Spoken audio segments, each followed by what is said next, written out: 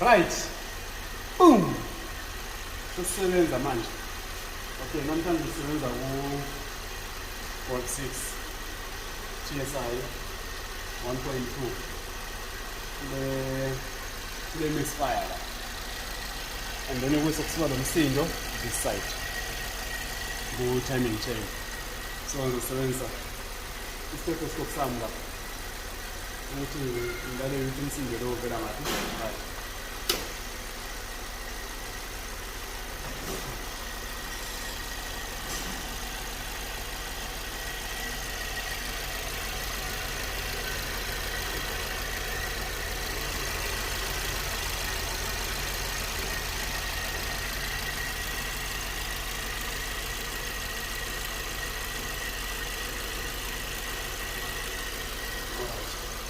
So umsindo is like on this side.